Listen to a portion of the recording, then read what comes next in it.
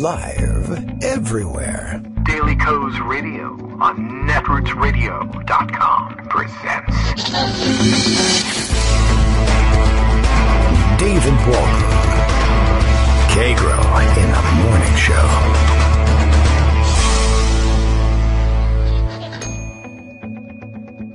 Now, here's David Waldman.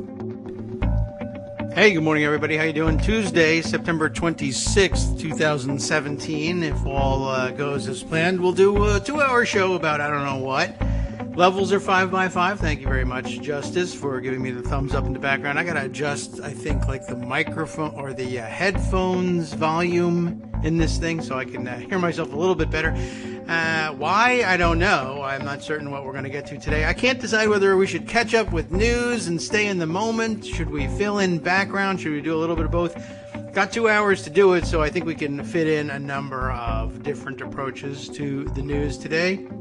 What did you see last night? What do you want to talk about today? Don't forget that you can and should use the KITM, Kagro in the morning. We actually included the T. The KITM hashtag on Twitter to make your views known. Got a story you think we should be following? Send it to us on the KITM hashtag.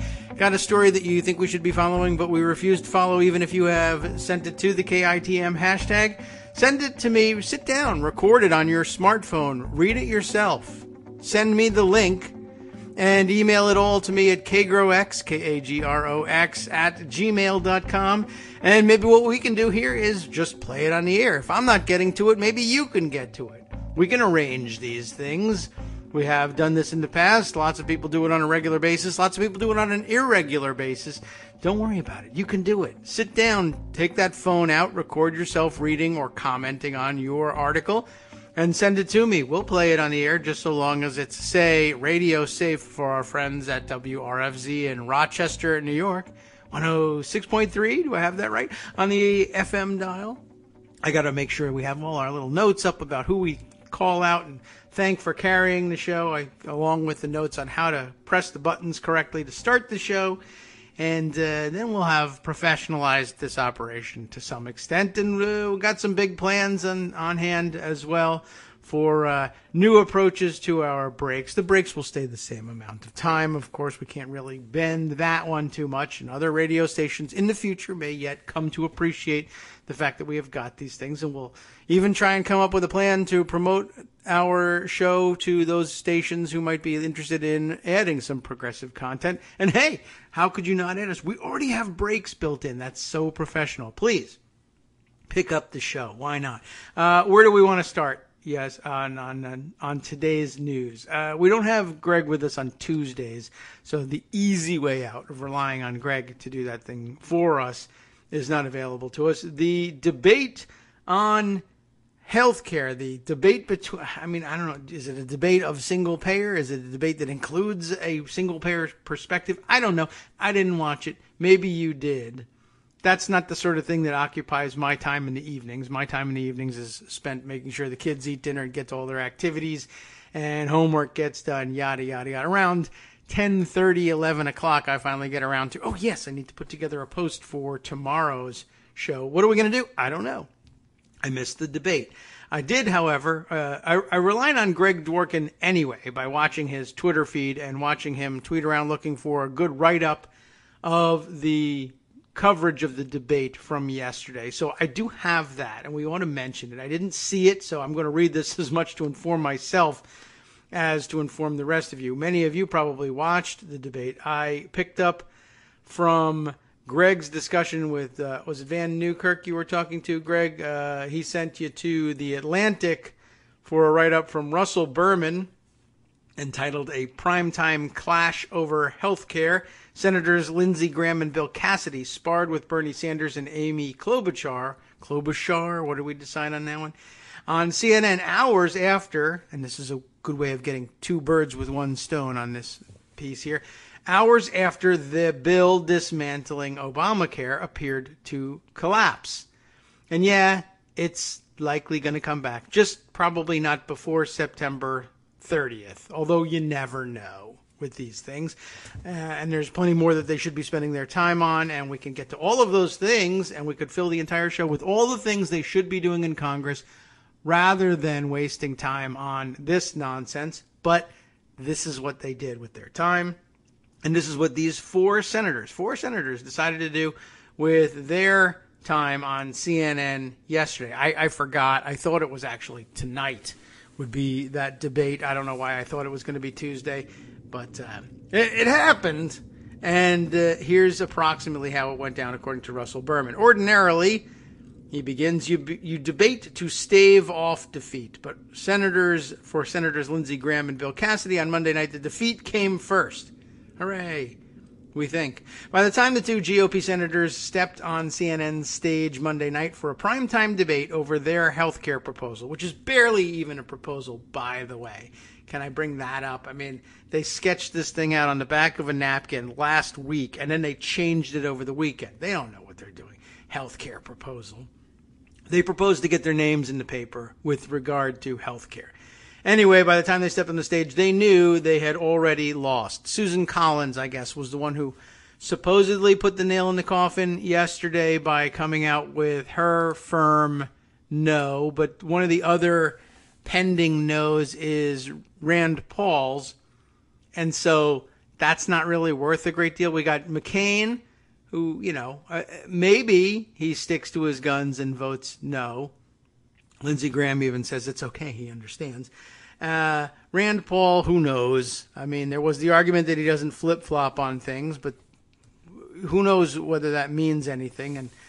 And never trust Rand Paul. And then, of course, Susan Collins, who everybody sort of expected would be against this thing from the start, turns out to be against this thing just as expected. So maybe there's 3 votes against. I don't know. Anyway, as we said a few hours earlier, Susan Collins became the third Republican to formally reject the pair's legislation to repeal and replace the Affordable Care Act, effectively killing its chances for passage through the Senate this week.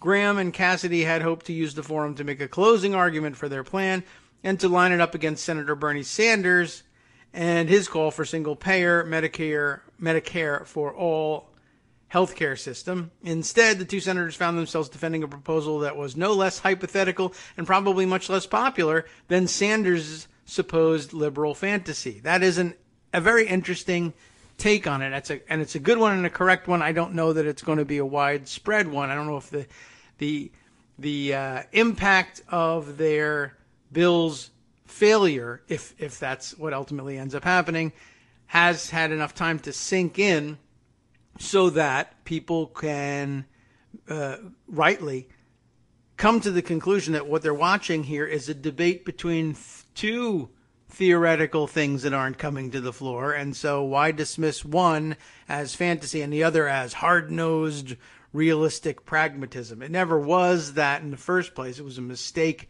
to ever think of it that way. Not that any of you actually did. It's just that the press corps did, because there were two people in suits with, white faces and hair on their heads. And they said they were senators. And so that was suddenly a serious healthcare proposal. Whereas the other white-faced guy in a suit with hair on his head, well, that one was ridiculous. Well, you're liberal media for you, ladies and gentlemen. We're going to press on, Graham said about his and Cassidy's proposal. I don't know why they would. Offering none of the optimism they had in recent days about its prospects. The South Carolinian said it was okay to vote on the plan, even if it fell short, a signal that he hoped Senate Majority Leader Mitch McConnell would not abandon plans to bring it up for a debate.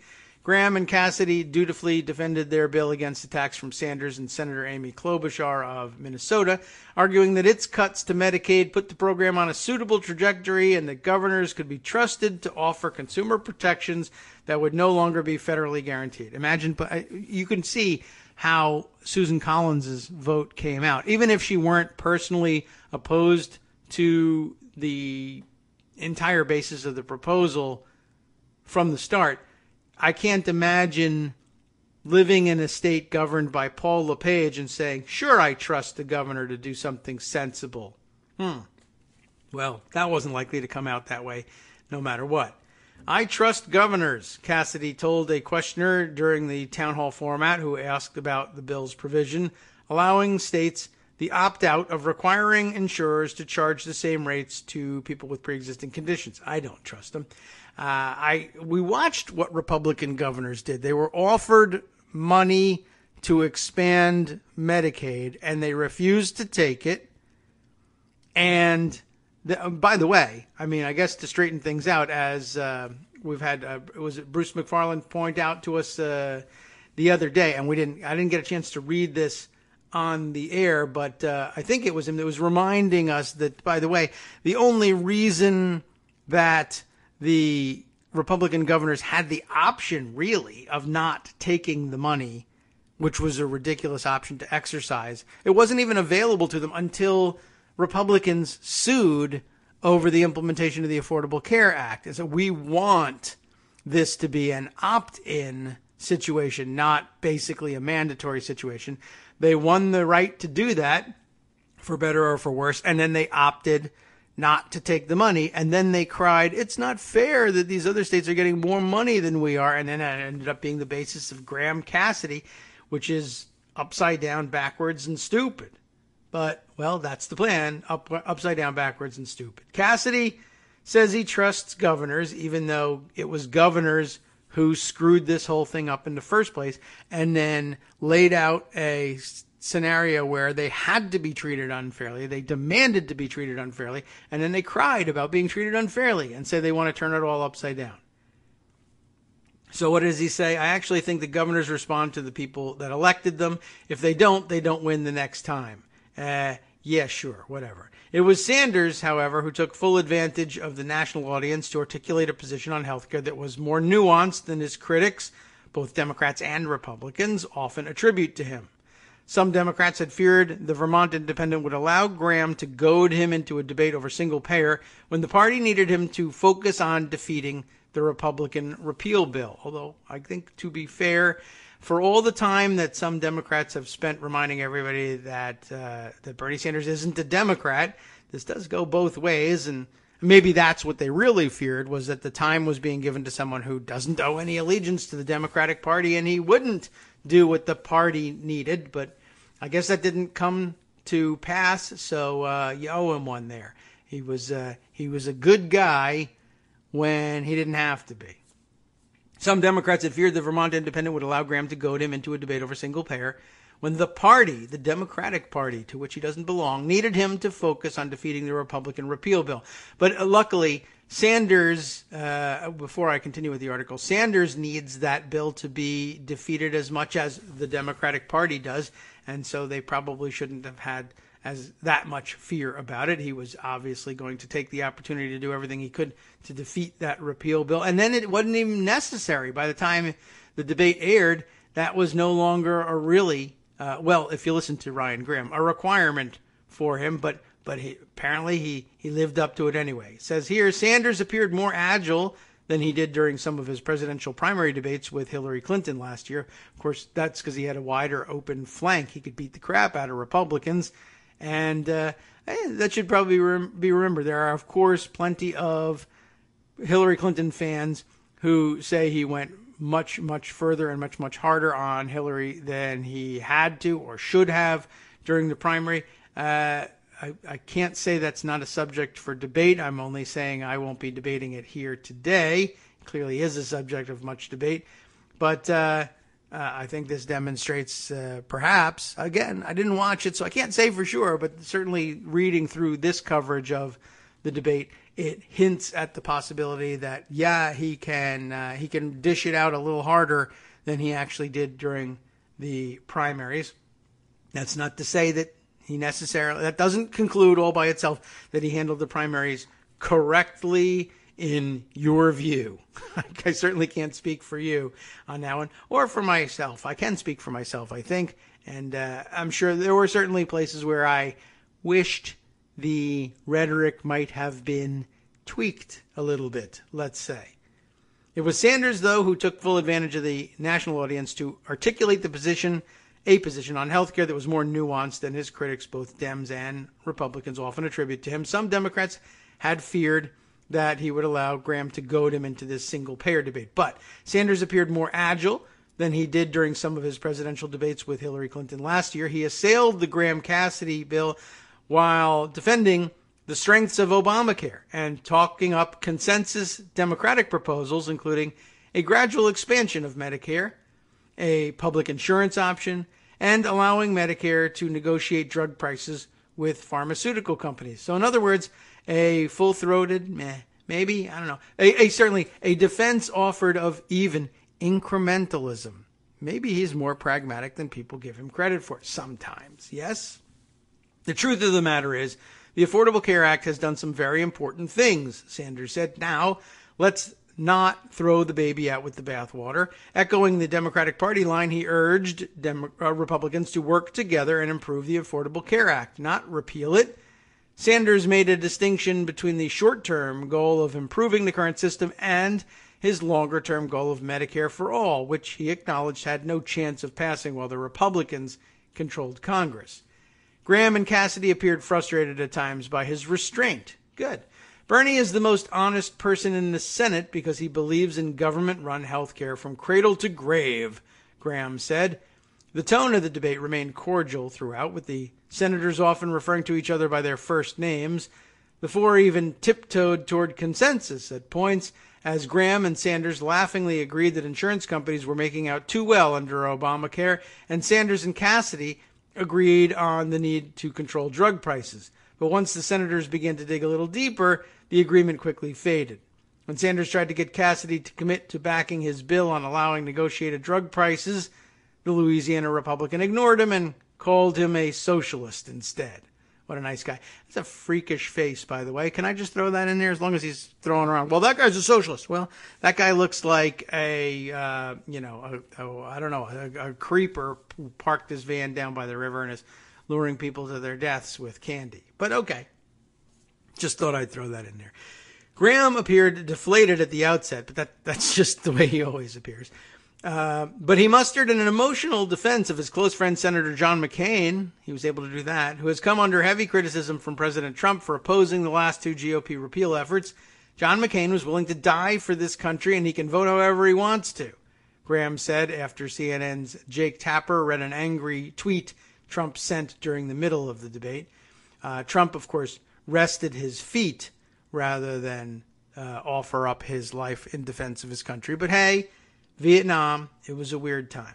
Klobuchar, who is one of more than a dozen Democrats discussed as possible presidential contenders in 2020, used the opportunity to introduce herself and implore Republicans to return to bipartisan talks on fixes for Obamacare. Graham, however, was having none of it. It's not working, and it's never going to work, he said of the law. It is, and it could, but okay. I don't see a solution other than just throwing money at insurance companies. I'm not going to do it. Do you hear me? No. Graham's comments fit a theme for the 90-minute debate. As the Democrats tried to entice the Republicans with talk of negotiations and consensus, the Republicans recoiled toward repeal. Well, you've had 8 years. You haven't done squat, so give it up. Graham and Cassidy may reluctantly recognize their own plan is dead, but with the defeat still fresh, they weren't ready to move on yet either. And that's a good warning to all of us because, of course, they're not ready to move on. I don't even know that they're necessarily ready to give up on the September 30th thing, but I don't know how they, I say I don't know how they can ignore all the things they're supposed to be doing as a Senate, Puerto Rico, reauthorization of the CHIP program, etc. But somehow they do find a way to do just that. Anyway, let's see. What other funny things can we add into the coverage of this? There's this Politico piece that reiterates the point that they're just not ready to give up at this point. Let me grab all of these articles. I got a Politico one, and I think I just saw a Washington Post one fly by that might be of some value on this too. Plus, it gives us a chance to look at Cassidy's weird face one more time. Politico, though, illustrates its article with droopy dog Lindsey Graham instead. GOP already eyeing next chance to revive Obamacare repeal. The 70-something, 80-something attempt at all this. Senate Republicans are discussing whether to use their next budget reconciliation measure to target the health law. That's Seung-Min Kim, Jennifer Haberkorn, and Burgess Everett all writing this piece together for Politico. The supposedly hard deadline at the end of the month to repeal Obamacare might not be so hard after all. With their latest attempt to dismantle the health law on track to fail this week, GOP senators are already raising the prospect of going after it again with the same powerful tools, not that powerful, it hasn't worked yet, that currently let them pass legislation with just 50 votes, or nuking the filibuster and doing that, I guess. There is nothing to suggest Obamacare repeal would get any easier in the coming months, and doing so may significantly hobble the Republican majority's other chief legislative priority, tax reform. But facing a floundering repeal push, wrath from the base, and a frustrated President Donald Trump, who's always frustrated, so don't worry about it, Republicans may have no other choice but to keep pushing to uproot the law. We've got to do both, Senate Finance Committee Chairman Orrin Hatch said of tackling both Obamacare repeal and tax reform next year. They're complicated by necessity. I don't think that takes away from the complications, but I think we're supposed to be able to handle complications. Hatch added, however, if it's used to screw everything up, I'm not for that. Well, thanks for clearing that one up. Here's how it could be done. While the Senate parliamentarian has ruled that the repeal push under fiscal 2017 reconciliation instructions, I'll add, must die after September 30th, the end of the fiscal year, Republicans could provide reconciliation instructions for both health care and tax reform in the fiscal 2018 budget resolution that Congress must pass again to unlock the fast-track procedural powers. That might entail some procedural hurdles, but one GOP aide said Monday that because the Finance Committee has jurisdiction over about 95% of health care policy, it's not like we couldn't slip it in anyway. Alternatively, Republicans could reserve the fiscal 2018 budget for tax reform as planned, but then take up a budget for fiscal 2019 early next year and write reconciliation instructions that address Obamacare repeal in that resolution, according to GOP sources. Doing so would put the contentious issue of health care back in the spotlight during the 2018 midterm elections. Do they want that? Do they not want that? Let's find out. Republicans are expected to pass their next budget in the coming weeks. Even so, no decision needs to be made immediately. The reconciliation instructions will require the Senate Finance Committee to come up with savings. The committee, because it oversees both taxes and health, will be able to tap into policy from both areas, according to GOP sources, although be careful about saying policy because that raises Byrd rule complications. I think they're just using the term sort of generically there, but do be careful. The issue is not going away. We'll be revisiting this issue at some point, said South Dakota Senator John Thune, the third-ranking Senate Republican. If we can't do it in a reconciliation vehicle this year, then maybe it's the 2019 budget. I don't know. We'll see. Senator Lindsey Graham, the namesake of the GOP's latest repeal effort, which is now opposed by at least 3 Republican senators, has already vowed to vote against a budget resolution that doesn't allow for the health care battle to go on. By the way, is Lindsey Graham the namesake of the repeal effort, or is the repeal effort the namesake of Lindsey Graham? I think isn't that the way namesake works? You named it after, the bill's named after Lindsey Graham. Lindsey Graham's not named after the bill. But maybe, do I mistake the definition of namesake? Can it go either way? Does it go the opposite way? Is it like flammable? Who knows? If you know, tweet it to me at #KITM, please. I'd love to know. So, where were we? Okay, so Graham, at least now, claims that he'll vote against the next Republican budget if it doesn't allow for health care battle to go on, and if it doesn't allow him to try to repeal Obamacare under reconciliation next year. I find that hard to believe. But okay. So has Ron Johnson of Wisconsin, another lead backer of the Graham-Cassidy bill. With just 52 Republican senators, Senate Majority Leader Mitch McConnell can only afford 2 defections on a budget measure, I guess, before you need Pence to come in and break the tie. The more acute problem for Senate GOP leadership is that both Graham and Johnson sit on the Senate Budget Committee, where Republicans hold just a one-seat majority. If Graham and Johnson both follow through on their threat, I doubt that they will, they would tank next year's budget measure and tax reform even before it hits the Senate floor. What do they mean by that? I think we ought to just sort of reiterate one of the bits of this. If they vote against the next budget resolution because it doesn't include reconciliation instructions for health care, that would possibly sink the Republican budget's reconciliation instructions for tax reform, which would mean that they wouldn't have reconciliation and its 50-vote threshold to use for tax reform next year. That would be a pretty big dent in their plans. I don't think they're really going to do that. My preference, obviously, would be to pass Obamacare repeal this week, Johnson said. But if that's not the case, I agree with Senator Graham. We're both on the Budget Committee and will insist on passing a budget that would have reconciliation instructions for both tax reform and health care reform.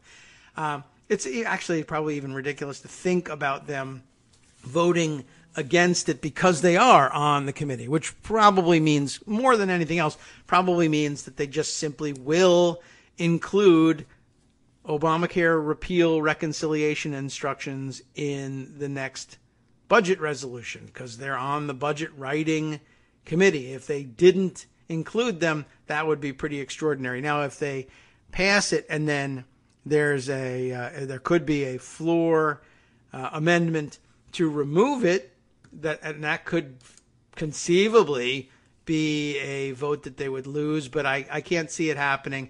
It would be too much to ask for, I think, for the budget to come out with reconciliation instructions for continued attempts to repeal Obamacare and have a floor vote and have Republicans vote to take it out. I don't know how they would survive that. I don't know how we'll survive this break, but we'll find out when we're back in 2 minutes.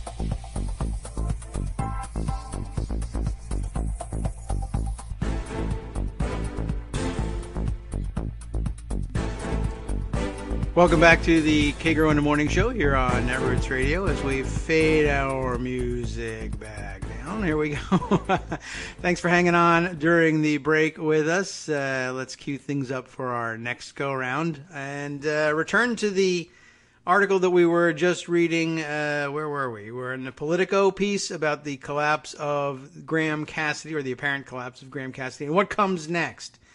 Let's see. We had just reminded everybody that both Ron Johnson and Lindsey Graham, both on the Budget Committee, were committed, at least rhetorically, to the idea of including Obamacare repeal instructions in next year's budget so that they could give this another shot under reconciliation. Once again, calling into question, by the way, the notion that only one reconciliation bill can be attempted each year. And of course, we won't solve that problem because it's entirely likely that if they were really going to try all this, they might try it all in one omnibus reconciliation bill that includes all of these things. They could break it up into more than one, I contend. But, a lot of political commentators also pointing out, and I think this Politico article at least hints at it. Let's see if they get any more discussion of it later on in the article. Just the fact that they can put those instructions in and can bring back a bill that does attempt to use the reconciliation process to repeal Obamacare doesn't necessarily mean that they would be able to do it. They haven't been able to do it yet. There's no real reason to expect that they'd be able to do it next year unless the tax bill that was attached to it was such that there were no Republicans who could possibly resist voting for the tax package part of it, and they were willing to swallow the damage of the health care part in order to get the tax part. And that's not beyond anybody, but it doesn't look so far like any of the people objecting regularly to the health care portion of the bill would be enticed to vote for it because of at least what's being proposed tax-wise. I don't think that's any more popular with, say, Susan Collins than the healthcare part is, but we'll have to see. Taxes are a weird, strange, magical being, and they make Republicans do dumb things. Anyway, Yes, the article does note, however, that Republicans are far from certain to try this maneuver that Graham and Johnson back. McConnell is skeptical of the plan to combine Obamacare repeal and tax reform in next year's budget, according to 2 Republican senators and another senior Republican source. Senate Majority Whip John Cornyn said it was premature to discuss a combo package while the Senate is still working on repeal, which they're not because it failed, but said no decision's been made yet on whether Republicans will try it. The Senate GOP has already proved unable to find the votes to repeal Obamacare, at least for now. Adding health care into the mix could end up sinking the Republicans' tax bill. The committee's chairman, Mike Enzi of Wyoming, declined to say whether he's considering the idea. Before we move on with this rest of this article, I guess I would say the thing to look out for, if you have 2 members of the Senate Budget Committee saying and meaning it, when they say they won't vote for any Senate budget that doesn't have reconciliation instructions for repeal of Obamacare in it, how do you deal with something like that? If you have 2 and you have a 1-seat majority, how do you deal? Well, there's a number of ways to handle that. One, of course, is to simply pass a budget that's got it in there in order to get it out of committee and then remove it later. Another is to, I guess they could come up, I suppose you could come up with a more bipartisan budget and replace one of the Republican votes with a Democratic vote, but that's extremely unlikely to happen. It's not very likely, really, that they'd be able to vote out a budget and then amend it on the floor unless that was something that was agreed to ahead of time. Normally, it's not the sort of thing that members of the Budget Committee would agree to, but consider what else they've put themselves through so far and enabled or allowed to go on their watch, like voting for the motion to proceed even though the bill wasn't written, or even though they opposed the bill with the idea in mind, thinking back here to the McConnell-authored repeal attempt that failed earlier this year. But he convinced his conference that it would be okay procedurally to vote for the motion to proceed even though they hated the bill, only to see if they could try and amend it and tweak it on the floor, or we'll fix it in conference. There's any number of things that you could probably use to placate people if they say, well, I can't lose face by flip-flopping and agreeing to vote for a budget resolution on this committee that I said I would oppose. So you got a problem. I need to save face. And, McConnell at that point may say, well, the reality is that this budget will be passed without these instructions. But if you need to pass it in the markup in the budget committee, go for it. Just understand that we're going to strip it out later and you need to change your mind before then, or not be the vote to kill it. So there's a number of ways they can deal with it. Not the least of which is, by the way, they don't have to pass a budget. That would leave them without reconciliation instructions, of course, and that would be problematic. But then, of course, I guess looming in the background is we can change all the rules. Who cares? To hell with everything. We'll just nuclear option the crap out of this thing and make it work the way we want to work. Or we'll nuke the filibuster later on and don't worry so much about reconciliation. There's a million different solutions to this. The most likely of which,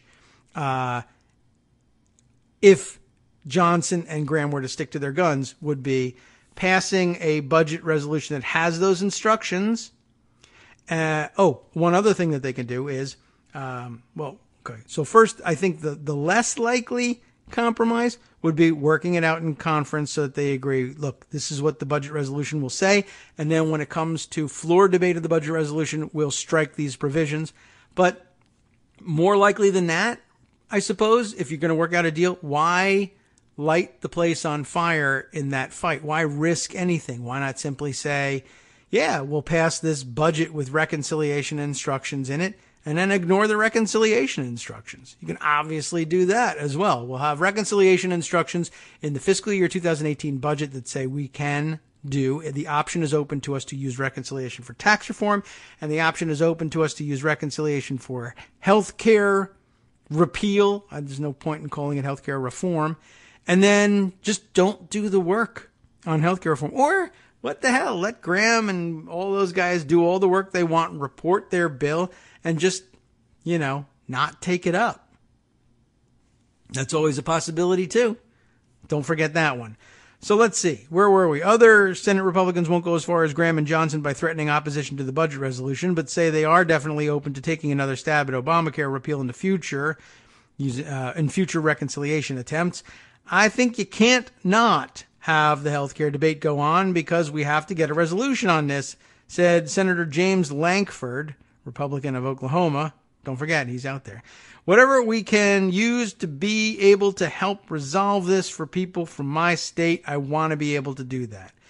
Absolutely. We need to get the job done. We need to keep working at it until we accomplish the task, said Senator Ted Cruz, who's about rhetorically opposed to this attempt to doing it. So we need to keep working on it, and I'll keep pretending I'm opposed to it until the last minute.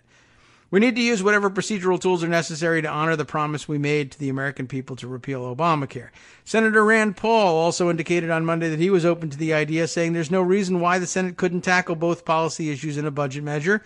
But the rising demand from some GOP senators to keep pressing on health care is throwing yet another roadblock into the leadership's plan to tackle tax reform. That effort is set for a major week. That would be this week, I guess, with the so-called Big Six tax negotiators releasing a blueprint Wednesday, the same time Trump travels to Indiana to sell the plan, not Puerto Rico, to help out. The Senate Republicans had already been making progress toward next year's budget to lay the groundwork for tax reform. GOP Senators Bob Corker of Tennessee and Pat Toomey of Pennsylvania struck a deal last week on the scope of tax breaks in the budget measure, which had been one of the final sticking points of a fiscal 2018 resolution. Senator David Perdue of Georgia, another member of the Budget Committee, said if we'll go back to the old pronunciation, the GOP's healthcare push fails on party lines this week, it won't because, of course, if it fails, it will fail across party lines. It will be a bipartisan opposition to this idiotic plan. But whatever. He's going to say party lines and they're going to print it. If the GOP's healthcare push fails on party lines this week and that Democrats won't make major concessions to the GOP in bipartisan talks, which McConnell canceled, it's not clear how combining Obamacare repeal and tax cuts would help. I don't want to jeopardize tax. We've done this for 8 months. It's got to get fixed. Let the committee keep working on it, Perdue said. So I really believe we've got to get to tax. That's my top priority right now before we run out of time, he said. Before we run out of time. We were just talking about how those reconciliation instructions last until September 30th. You're going to have until September 30th of next year to deal with taxes. Before we run out of time, we got to get to tax. I don't want to jeopardize tax. What a weird syntax that is. Other Republicans were more blunt. I think we need to move on to tax reform. Senator John Kennedy, the one from Louisiana, said, I think this bill's dead. I think the other Senator John Kennedy is dead. So we're in agreement somewhere on that. I don't think we should retire the name like the jersey numbers. Okay. Well, I guess you can't just stop anybody from calling themselves John Kennedy. Hopefully nobody's fooled at this point. I mean, he's been dead for a long time. Anyway, okay. So that's where we are with Graham Cassidy. Let's never speak of this again. There's more, of course. What is this? I put this one aside from The Hill. The memo. Trump faces difficult 48 hours. I mean, everything is difficult for Trump. What's this crucial 48 hours? We'll bring you up to date on it because it'll be over soon. We might as well tell you what they are. His favored candidate in Tuesday's GOP Senate runoff in Alabama, Senator Luther Strange, is running behind ultra-conservative challenger Roy Moore in the polls. A loss for Strange would be seen as a rebuke of Trump by his base. That would be interesting, though I think they'll be pretty happy with Roy Moore. The following day, the Senate had been due for a vote on the third and perhaps final effort to dismantle the Affordable Care Act, also known as Obamacare. The vote might not even take place, however, after Senator Susan Collins joined Rand Paul and John McCain in opposition. The three Republican noes make the failure of the push virtually certain. Prominent figures who were once stalwart supporters of Trump are sharply critical of him on both issues, especially the endorsement of Strange, which they see as a significant miscalculation. By the way, so does Trump. I think we didn't get a chance to mention it, but it was prominently discussed in the newspapers that he went down there to do his rally for Strange. He got more attention, of course, for the remarks about football than he did for the remarks about the race. But he did say at the rally, I don't really know how why he allows himself to do this, but I guess he can't check himself. So he says, he actually said at the rally, I may have made a mistake in backing Luther Strange instead of Roy Moore. What kind of thing is that to say?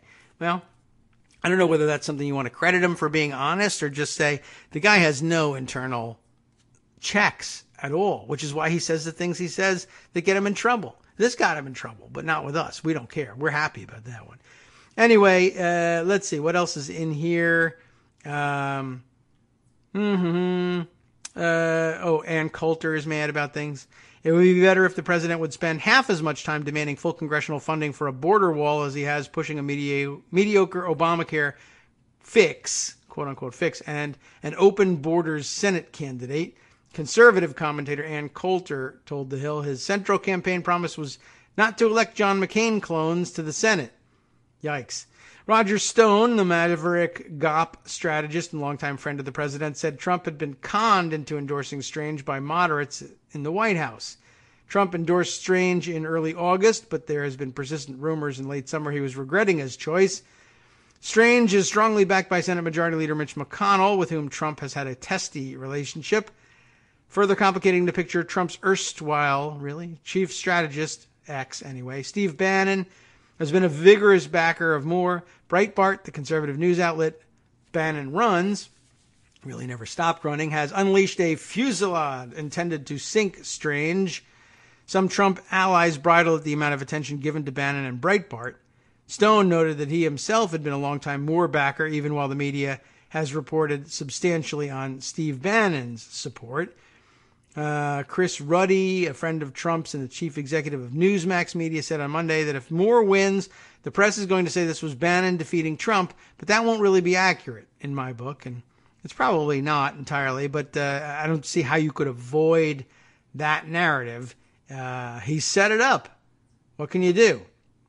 There's more here, but I think we will bounce off of this one and on to one other point about the more strange, and it is more strange, contest down there in Alabama. Did I even bother putting this one aside? I don't think I did, but I was commenting on it on Twitter. You will all likely have seen by now that Roy Moore, I guess in his own campaign event, pulled a gun at his rally, but it was very strange. Roy Moore, he's all dressed up. I mean, he's literally dressed up like something out of Westworld or something. He's got a tie on, which is a little questionable, but he's wearing a big old cowboy hat, and he's got a leather vest, and he's, in his hunched, stooped old man gait, walking around the stage. There's a very weird portion of it in which he pulls a gun, but it's a tiny little, snub-nosed .38 revolver. I can't really see. It's not a very big picture, but it's a tiny looking gun. I mean, really tiny. And he's such a cranky old man doofus. And in that leather vest, I don't even know where I didn't believe he had that in his wardrobe, but I don't know. Keep an eye out for him at the bars, I guess, if he makes it to D.C. But anyway, the big dumb cowboy hat, is that a thing in Alabama even? I don't know, maybe. I guess if Richard Petty can wear him for NASCAR, then I guess it can be a southern thing too, not just a southwestern thing, or western in general. But he's like stalking the stage in his weird, like I said, old man gait, and then he very, I don't know, it's almost like this furtive move that he makes, but he produces this pistol and whips it out. I don't even know what he's saying. Who cares? I didn't listen. I'm sure he's saying, I'm always armed and I'll shoot you in the face if you're, black or whatever. I don't know what he had to say. Maybe that was it. But anyway, he's showing everybody he has a gun, and that's a little bit weird. And yes, people like to say that that's overcompensation. Jen Hayden was saying overcompensation, producing the gun. But if you see the gun, by the way, if that little pea shooter is overcompensation for you, what can I tell you? Physiology is what it is. People have their problems. I don't know. I wouldn't. That wouldn't have been the gun I produced at a rally, but it is interesting. I mean, there's a certain honesty to it. That's the gun he keeps on himself probably at all times, and he's showing everybody that he's armed and ready for anything. Although, really, with the old man look and the grimace that he has and the way he pulls it out and like flips it up in the air, and it's a very weird arm and hand movement that he makes. It's not extraordinarily threatening, but it is, as I said this morning, pretty much exactly the way you would think an argument over a parking space at Walmart would go down with Roy Moore. Complete with the costume, by the way. The costume is exactly what he would be wearing to go to Walmart. And the fact that he would pull out a gun for no particular reason other than to show how gunny he is doesn't surprise anybody. So, okay, I don't know. It probably wins him some votes and everything, but it makes him look like a crackpot moron who's going to yell at, old man yells at clouds, but he also shoots at clouds. That's not very reassuring. All right. Well, I thought I would add that story, and we'll move on from there. And let's see, what other fun things do I need to bring up? Anything else that's super hot news, or can we start to get to overarching themes that I had threatened to bring you yesterday? I think we can move on. I don't know. I better check, though. Click over to the Twitter feed and see if anybody suggests a different direction. I shared with you Josh Warren's take on Alabama Senate favorite Roy Moore pulling out a real gun out of his pocket. No joke, using Christina Wilkie's text, but adding, instead of the photo of him with the gun, Yosemite Sam, because that's about what it looks like. Tiny, old, grumpy guy that just wants to wave guns around and hope it makes him look cool and tough. All right, let's see. Breaking news from CNBC that Albert Titus shares with us. Equifax says its CEO is retiring. More time with his family, planned for a long time, Albert asks. Where are all the standard issue excuses going to come out anytime soon? Michael Musson reminds us that, weirdly, brandishing a gun is called the Army, Dick Army. You remember when he showed up with who was his sidekick? Is that, I can't remember what the name of his guy, and I want to say, I'm going to Google that one. I should DuckDuckGo it. Dang, I forgot, but I'm already on Google. So what was it? Dick Army. And he went to FreedomWorks, right? He was working with FreedomWorks, and they were trying to kick him out. And his guy pulls a gun.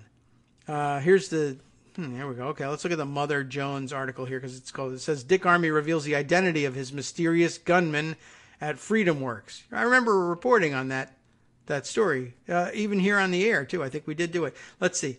That was Washington Post reporting the riveting account of the feud within FreedomWorks, disclosing that arch-libertarian Richard Stevenson, a reclusive millionaire, was the secret source of $12 million the Tea Party group used to help Republican candidates out in the fall election. But what grabbed the most attention was the recounting of a September 4th meeting in which former GOP Representative Dick Army, then the chair of FreedomWorks, brought a gun-wielding assistant. It was Matt Kibbe. I was going to say, it's Matt something. It's not Matt Schlapp, the guy who gets hit with fish all the time, right? Matt Kibbe is the guy who gets hit with dog food. Kibble. Matt Kibble gets... I don't know what this is. He's the president of FreedomWorks, and Adam Brandon, its senior VP, was there also. So Dick Army and Matt Kibbe, I guess, were the culprits in that gun confrontation. That was a weird story. Well, okay, I'll give you that to read for yourself, because we got to move on to the things that are happening now, or are undercurrents to to current stories. Let's see. Justice has a good comment on this thing, too, about that gun. That little thing, that's not a man's gun. That's a gun for a Wild West madam to stuff in her boot. Apparently, that's Rick Wilson's comment on the situation. Doesn't disappoint. About what I thought people were going to say about it. I would have brought a big, long barrel, nickel-plated thing. But, well... that would have just been a prop, whereas this thing probably is in his belt all the time. By the way, it looks dirty. I think you ought to spend some time cleaning it, and absolutely stick it in your belt without a holster, and maybe a couple of jumping jacks wouldn't hurt. it's not likely to go off. It's a revolver, and maybe even a modern one. Although here's a suggestion: why not replace it with a Derringer? That would be a great idea. That's usually what goes off in people's waistbands. Give it a shot there, why don't you? Oh, a shot. Hey, that's funny. By the way, I really do want to move on to other things here, but I was grabbed by this tweet, and I want to at least bring up this story so that people can read it, even if I don't, on the air. Sarah Posner tweeting, "Did you see Roy Moore brandish a gun at his campaign rally last night? There's a theology behind that, and it's interestingly illustrated with a comic book style illustration of a man who appears to be Jesus, brandishing let's say that's probably a 45 semi-automatic handgun. It could be of some other caliber. I can't tell you from the cartoon rendering, but I can tell you this: Jesus does not keep his finger off the trigger or out of the trigger guard, which is an unsafe practice, but I guess, if you're Jesus, it might be something you can get away with. But by the way, the wounds on his hands, not from accidentally firing the pistol through him. So that's at least he's not a gun failed just yet. I don't know whether this is going to come. Anyway, gun ownership, an obligation to God. That's the theological bent on this that she points to in her tweet. From Religion Dispatches from USC Annenberg School. Gun ownership, an obligation to God. This is a Sarah Posner piece from July 13th, 2010, which is interesting both as a read. I skimmed through it a little bit. Both interesting because it describes, I think, the current political situation pretty well, but in Tea Party form. Whereas you can probably swap all of that out for Trump or alt-right or any of the other iterations of the extreme right today. But also Roy Moore appears in this article, so that's probably what reminded her of it. And it's all about, ostensibly at the beginning anyway, about Herb Titus, a lawyer for the far-right gun owners of America. One, being jubilant about the Supreme Court's McDonald versus City of Chicago decision way back when. And also reminding everybody that Gun Owners of America is an organization of people who think that the NRA is a bunch of sellouts and they've compromised on gun rights. But interestingly, constructing a spiritual and providential perspective on gun ownership. That perspective, the article says, about far more than hunting and self-defense. For Titus, the court's 2008 recognition of an individual right to bear arms and its application of that principle to the states in the McDonald case are crucial steps towards arming Americans against their own government. Titus cites the totalitarian threat posed by Obamacare and what Sarah Palin said about death panels. People need to be armed, he said, because ultimately it may come to the point where it's a life and death situation. You might have to shoot the death panels. Death panels, of course, turned out to be a falsehood. The totalitarian threat of Obamacare, not that at all. But in the meantime, why don't we have everybody armed and running around and shooting each other in road rage situations, as I saw this morning happening in Arizona, which, to be honest, could have happened with a portable pool as well. But yeah, there's a whole theology to it, and I'll include it in the roundup, or I'll ask politely whether Scott will please include it in the roundup, and then you'll be able to take a look at it for yourself. The mention of Roy Moore is in here. In 2004, after Judge Roy Moore, another Titus client, was stripped of his position for defying a federal court order to remove his 2.6-ton monument to the Ten Commandments from the rotunda. What other monuments are they going to remove, I wonder? Took a while, but we got around to it. To remove it from the rotunda of the Alabama Supreme Court, he joined Titus in drafting the Constitution Restoration Act. Remember, they're about to send this guy possibly to the Senate. The bill, had it passed, would have deprived federal courts of jurisdiction to hear cases challenging a government entity's or official's acknowledgement of God as the sovereign source of law, liberty, or government. This clear articulation of the religious right's dominionist aims, framed as a challenge to what the right asserts is the excessive power of the federal government, did manage to receive Republican support. It had 9 co-sponsors in the Senate and was introduced in the House by Alabama Republican Robert Aderholt, who had 50 co-sponsors, including now Minority Whip, now no longer in the House at all, Eric Cantor, and now Louisiana Governor, now not Louisiana Governor, Bobby Jindal, who didn't want to be the stupid party, and Mike Pence, who is thought to be considering a 2012 presidential run, and is now, of course, Vice President and President of the Senate as well. So lots of interesting theology in here. We don't have time to parse it all out, but it will make an interesting read. I refer you to it and prepare myself to move on, even as we come up to the break. So what we'll do instead, since it's only a 1-minute break, we'll tease what's coming up. Let's see. Let's take a look in Pocket. We promised we needed to get to a discussion of Facebook. We're absolutely going to have to do that. That, of course, brings us back to Steve Bannon and his weirdo plan for Facebook that never came together, and all the various other problems that features / bugs, I guess, of the Facebook product and what makes it so dangerous. Plus, of course, catching up on some of the players in this game and making sure we know who's who in advance of what might be the next round of the development of the Trump-Russia story.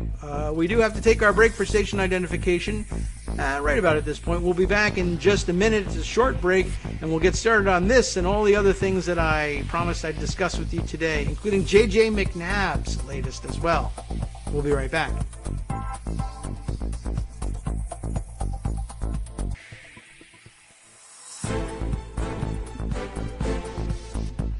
Welcome back to the Kagro in the Morning Show here on Netroots Radio. We've got lots to catch up on and only an hour to do it. We got an hour to tell you about who the players are, or at least one of the latest players in Trump-Russia. We got an hour to discuss Facebook. We got an hour to discuss the crazy plans of extremists all over this country. Can we do it? It's a challenge I'd like to take up. But first, just to interrupt the flow of things, can I bring this one to everyone's attention?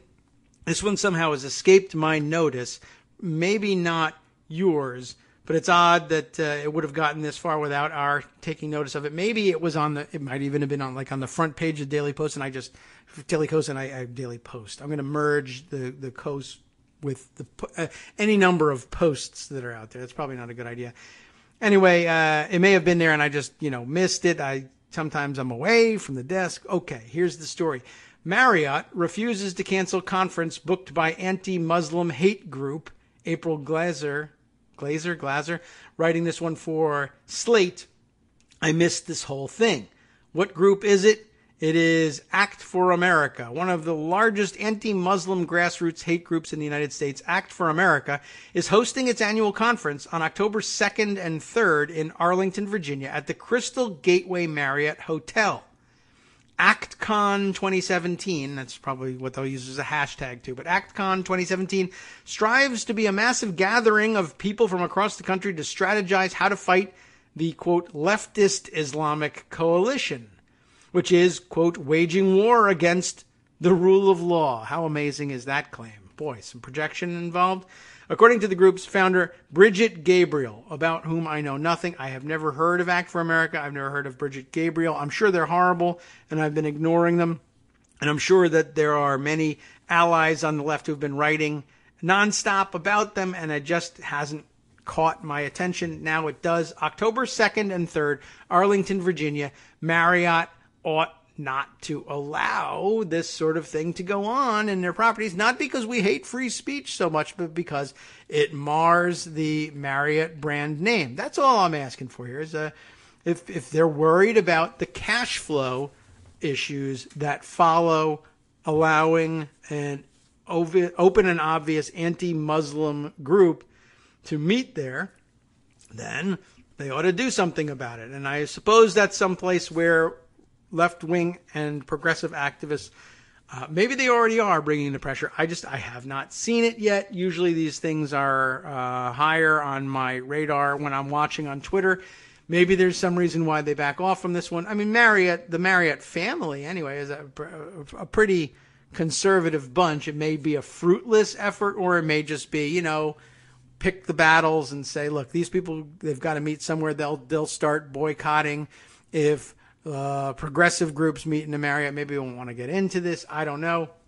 But in case it worries you, or you think that you might be able to bring pressure to bear to break this thing up. And it might not even, I don't know. On the other hand, it might not even be making that much money for Marriott, and they might be happy to jettison this thing because who knows, maybe 50 people will show up. The group Muslim Advocates, a civil rights organization, sent Marriott President and CEO Arne Sorensen a letter on September 11th.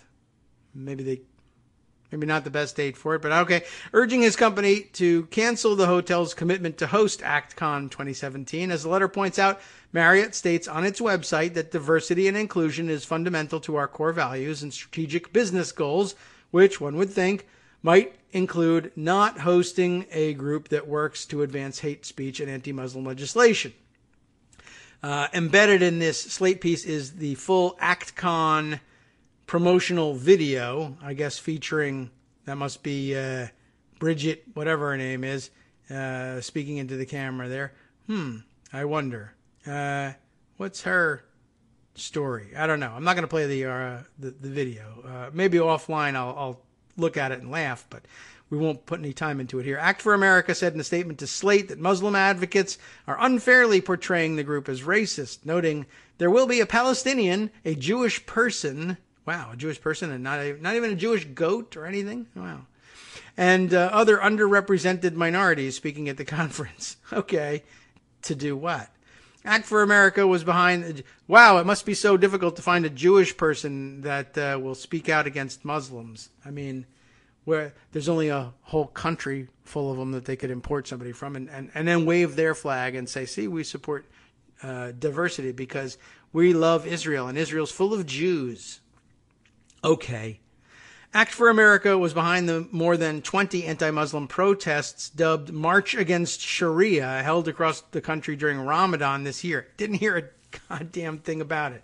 Where participants, some of whom were armed, marched down the streets in front of mosques with the aim of opposing Islamic law and the presence of Muslims in the United States. That's pretty basic. The Facebook pages for March Against Sharia were likewise statured. It does say that. Statured with calls, saturated, maybe?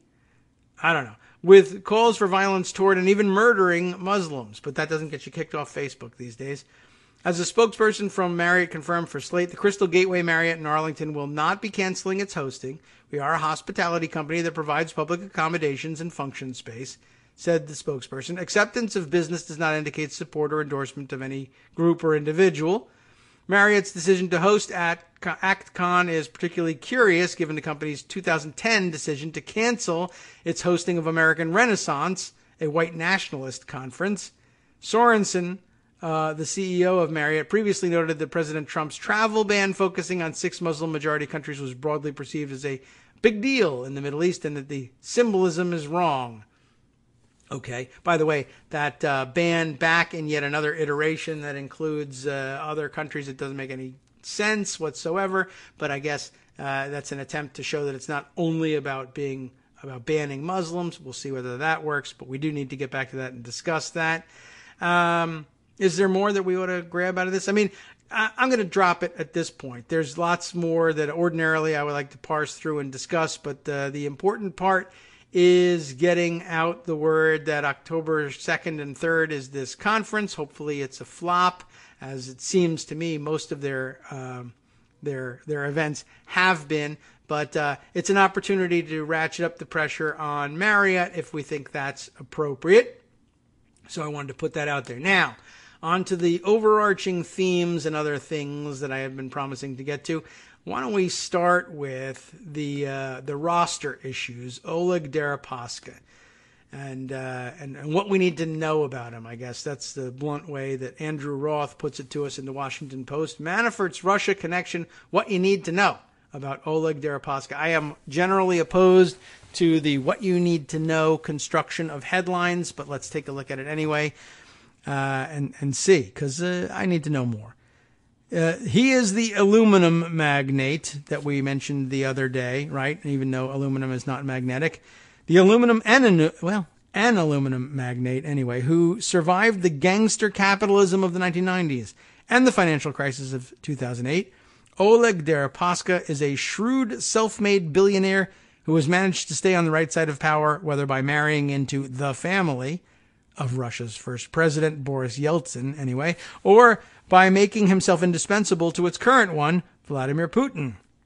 As my Washington-based colleagues reported this week, former Trump campaign chairman Paul Manafort allegedly offered to provide Deripaska, 49, by the way, with personal briefings about the 2016 presidential election less than 2 weeks before Trump accepted the Republican nomination. The emailed offer, said to have been sent to a Russian colleague of Manafort's, is among tens of thousands of documents that have been turned over to investigators looking into possible collusion between Trump associates and Russia as a part of an effort by the Kremlin to interfere in the 2016 U.S. election. It is unclear whether such an offer reached Deripaska, and a spokesman for the businessman denied that it did, but Manafort's apparent readiness to share information with an oligarch known to be part of a trusted circle of businessmen near Putin is one of the most concrete revelations to emerge from the probe into Trump's Russia links. Deripaska's relationship with Manafort began in the mid-2000s when Manafort was a consultant for a Ukraine-based oligarch, Rinat Akhmetov, an associate of ousted President Viktor Yanukovych. The Associated Press reported in March that Manafort signed a $10 million annual contract with Deripaska in 2005. Holy mackerel. A report that Deripaska denied and later contested in a lawsuit against the AP. In 2008, Rick Gates, a partner of Manafort's, wrote in a memo that Deripaska was considering partnering with the two men to buy the Drake Hotel in Manhattan. But the relationship later soured. By 2014, Deripaska had filed a petition in a Cayman Islands court accusing Manafort and Gates of taking $19 million intended for investment, then failing to account for the funds or return them. Deripaska, now worth about $6.5 billion, according to Forbes, has always stayed close to power. That's how you get $6.5 billion, and that's the point of having it. At least in Russia, anyway. He married the daughter of Yeltsin's chief of staff, part of the family, the coterie of influential advisors around Yeltsin. Under Putin, he survived near bankruptcy to later invest more than $1 billion in Putin's pet project, the 2014 Sochi Olympics. Gee whiz. So he was near bankrupt. He survived near bankruptcy. He later invested $1 billion in the Sochi Olympics. Now he's worth $6.5 billion. Wonder why they wanted the World Cup there in Russia so badly. Can't think of any reason. Badly enough that they would corrupt the entire FIFA organization, which was ripe for more corruption and rife with plenty of corruption as it is. They knew that. They knew what they were targeting. A Russian state bank helped Deripaska with billions in loans. Russia's foreign minister has lobbied to help him get a U.S. visa, and a 2006 U.S. diplomatic cable disclosed by WikiLeaks said he was among the 2 to 3 oligarchs Putin turns to on a regular basis, and a more or less permanent fixture on Putin's trips abroad. After graduating from Moscow State University, they really just call it that, Moscow State University? That's kind of funny. With a degree in nuclear physics. Hey. Deripaska began his career as a metals trader in the mid-1990s before buying a stake in a Siberian aluminum smelter, which eventually grew into the Sibirsky Aluminum Group. The group, now called Basic Element, that's very clever and cool, owns a 47% stake in Rusal, one of the largest aluminum-producing companies in the world, along with the hydroelectric power producer Eurosibenergo, the Gaz Automotive Group, GAZ, infrastructure, construction companies, and the Russian insurance company Ingostrak. I've got no idea whether we pronounced that one right. What is insurance anyway? How does that work? Does anybody want to explain that to Republican senators in America? Maybe Russians. Maybe they'll listen to Russians about that. The metals business in 1990s Russia, where the legacy of Soviet industry was up for grabs, was notoriously rough and tumble. It does seem like there's an awful lot of aluminum and metals smelters in the oligarchy. It is tough, huh? In a 2008 lawsuit heard in a London court, a man named Michael Cherney claimed that he was a former business partner of Deripaska's and was owed compensation for a 13.2% or more than $1 billion stake in Rusal. Deripaska said in court that the two had not been partners, but that he had been pressured by violent criminal groups in the 1990s into a krisha, or protection arrangement, with Cherny. The two settled out of court in 2012. Deripaska alleged that Cherny was in league with another man, Anton Malevsky, who died mysteriously in a parachuting accident in South Africa. The business also made Deripaska fantastically wealthy. In 2008, Forbes listed him as the richest man in Russia and the 9th richest man in the world, with a net worth of $28 billion. By this time, Deripaska was meeting with a string of high-profile Western politicians, including Republican Senator John McCain. Deripaska helped spark a scandal in British politics in 2008 when it was revealed that he had hosted the Conservative Party's chief spokesman on finance, George Osborne, on his $150 million yacht in the Mediterranean. In 2005, the U.S. State Department revoked a visa issued to Deripaska, possibly because of alleged ties to organized crime, according to reports in the Wall Street Journal. But the Washington Post has reported that Deripaska's connections to Putin, or at least the Russian government, have been sufficiently close that as recently as 2016, Russian Foreign Minister Sergei Lavrov had lobbied on behalf of Deripaska for the United States to admit him. Deripaska's business was blindsided by the financial crisis and collapse in commodity prices of 2008, and he was forced to refinance loans, according to some reports, with support from the Kremlin, in a $50 billion bailout for one dude. The state-run Vinesh Ekonombank, or VEB, you remember that? That comes up all the time, gave Deripaska one of the largest loans, $4.5 billion, to pay off foreign banks and avoid surrendering stakes in companies he had put up as collateral. When a Financial Times reporter asked him in 2010 how close he had come to going out of business, he replied, "Very close." Wow, that's dramatic. That also brought political trouble. In 2009, workers in the town of Pikalevo, population 22,000, began protesting after Deripaska's alumina refinery halted production, triggering layoffs and pay cuts. The protests attracted the attention of Putin, who flew out personally to show that he was engaged in solving an economic crisis that was repeating itself across the country. In a dressing down of the factory owners, later broadcast nationwide, Putin berated Deripaska and forced him to sign a contract restarting the plant. As Deripaska walked away, Putin said, "And give me back my pen." Yet Deripaska rebounded, surviving the financial crisis in large part thanks to generous government loans that were extended months after the Pikalevo incident. Pikalevo? I don't know. Don't know where they put their accents in that language. In 2014, he was investing more than $1 billion in the Sochi Olympics, including building the Olympic Village, a 26-mile road around the Olympic venues, and an expansion of the city's airport. According to Russia's Vedomosti newspaper, Deripaska received an award from Putin for his investments in the Olympics. Deripaska was seeking millions of dollars in recompense from Manafort and Gates as recently as August of 2015, according to court records from the Cayman Islands, and at one point hired a private investigator to track the two men down. For now, Manafort's motives for suggesting that briefings be provided to Deripaska remain unclear. Okay. Very interesting. And I think we're up to date on Deripaska. Nothing outrageous, of course, but some interesting background information. And the reappearance of Vinesh Ekonombank once again in another one of these situations. And a reminder of how valuable things like hosting the Olympics or the World Cup can be. A good reminder why that's in the news. Okay. Where to next? Facebook or J.J. McNabb? Or both. Let's start with the Facebook thing and get McNabb in at the end if I can. Let's see.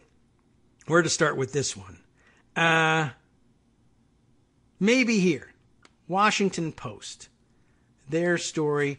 Perhaps you have seen it. Maybe you've likely discussed it already. But let's take a look at this one. Russian operatives used Facebook ads, we know, to exploit America's racial and religious divisions. This on top of the stories about them driving people to real life, real space rallies in the United States. This is another interesting angle, something that it's easily imaginable. Americans were trying to do it. Why wouldn't the Russians pile on? Adam Entis, Craig Timberg, and Elizabeth Dwoskin on this one.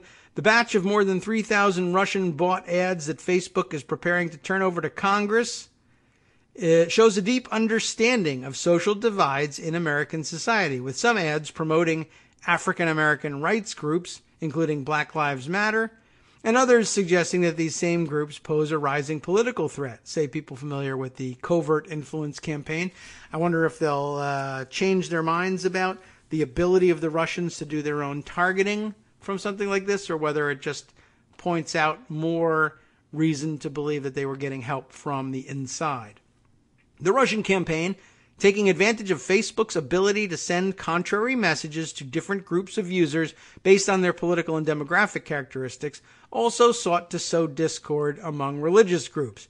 Other ads highlighted support for Democrat Hillary Clinton among Muslim women.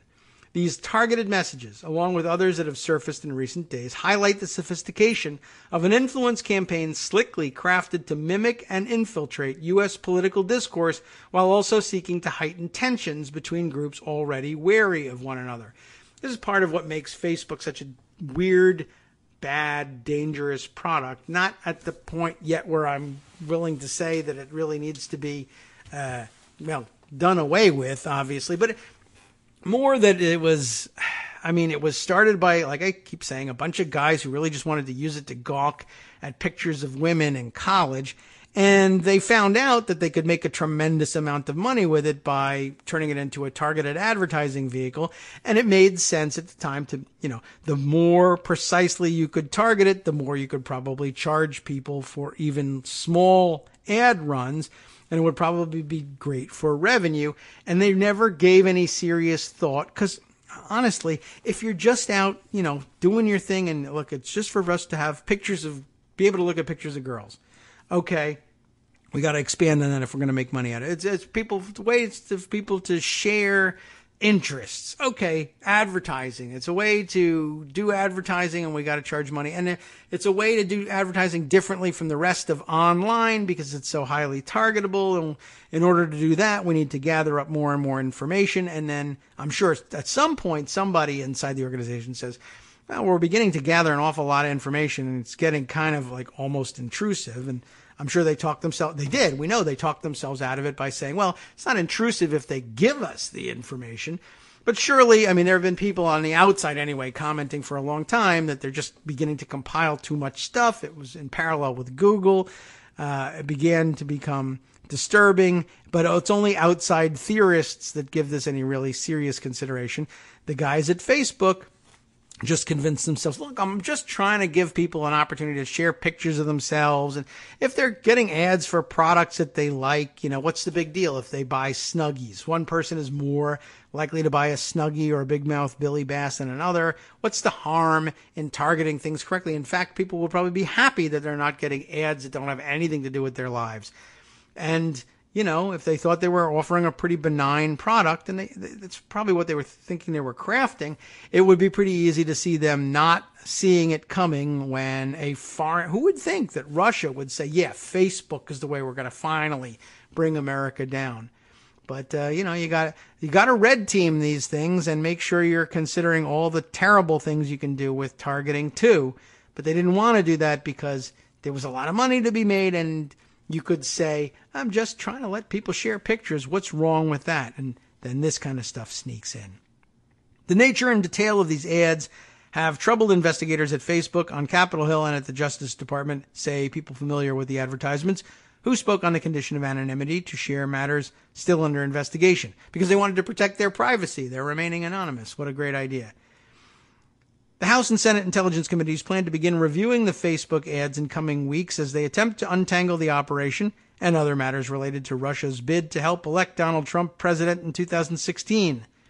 Their aim was to sow chaos, remember that word, said Senator Mark Warner, vice chairman of the Senate Intelligence Committee. In many cases, it was more about voter suppression rather than increasing turnout. The top Democrat in the House Intelligence Committee, Adam Schiff, said he hoped the public would be able to review the ad campaign. I think the American people should see a representative sample of these ads to see how cynical the Russians were using these ads to sow division within our society. Schiff has not yet seen the ads himself, but was briefed on them, including one that mentions things like Black Lives Matter. That's a quote from one of the ads. The ads that Facebook found raise troubling questions for a social networking and advertising platform that reaches 2 billion people each month, and they offer a rare window into how Russian operatives carried out their information operations during an especially tumultuous period in U.S. politics.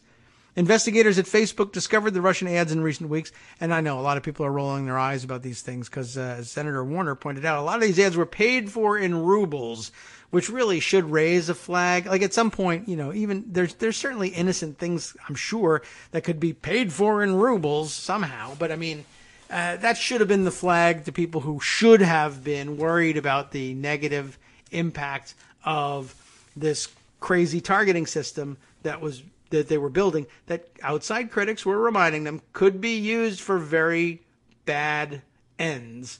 And you would think that something like being paid for in rubles would make me say, what is this exactly? I mean, but maybe they were beyond that at Facebook because, of course, it's been a long time since Facebook simply expanded to the rest of the world. So there's no reason that actual, just regular civilian Russians shouldn't be able to share photos with one another in Russian. They've long since become an international operation. And I guess something being paid for in rubles, I guess depending on how they handle their data, wouldn't necessarily raise any questions. I mean, if you want to boost a post about a festival taking place in, I don't know, wherever, in St. Petersburg, Kamchatka, to bring out the old risk map, something, and you're gonna pay for that in rubles. It wouldn't necessarily be an automatic flag, and maybe they just didn't have any. They weren't sophisticated enough actors to have a database that would raise a flag if it was rubles and American politics together. So maybe going forward they will. Anyway. Investigators discovered the Russian ads in recent weeks. The company said after months of trying in vain to trace disinformation efforts to Russia, the company said it had identified at least $100,000 in ads purchased through 470 phony Facebook pages and accounts. Facebook said this spending represented a tiny fraction of the political advertising on the platform during the last campaign. The divisive themes seized on by Russian operatives were similar to those that Trump and his supporters pushed on social media and on right-wing websites during the campaign. U.S. investigators are now trying to figure out whether Russian operators and members of Trump's team coordinated in any way. Critics say Trump, as president, has further inflamed racial and religious divisions, citing his controversial statements after violent clashes in Charlottesville and limits imposed on Muslim immigration. I have a feeling, this makes me think, that it will eventually come down to, well, we didn't coordinate, we didn't collude. We let them know that if they wanted to know how to target their things, we weren't going to tell them, but a pretty good hint would be just follow the way we target things. I wonder whether that passes muster. Like why it might if you were talking to another American domestic political group, but why are you talking to Russians at all? That could raise a flag. The previously undisclosed ads suggest that the operatives worked off evolving lists of racial, religious, political, and economic themes. They used these to create pages, write posts, and craft ads that would appear in users' news feeds with the apparent goal of appealing to one audience and alienating another. In some cases, the pages even advertised events. The idea of using Facebook to incite anti-black hatred and anti-Muslim prejudice and fear while provoking extremism is an old tactic. It's not unique to the United States, and it's a global phenomenon, said Malkia Cyril, a Black Lives Matter activist from Oakland, California, and executive director for the Center of Media Justice. Social media companies, and it's almost time for us to play our outro music here. Social media companies have a mandate to stand up and take deep responsibility for how their platforms are being abused. I think I'll agree with that, and I'll agree with it a little more after this break.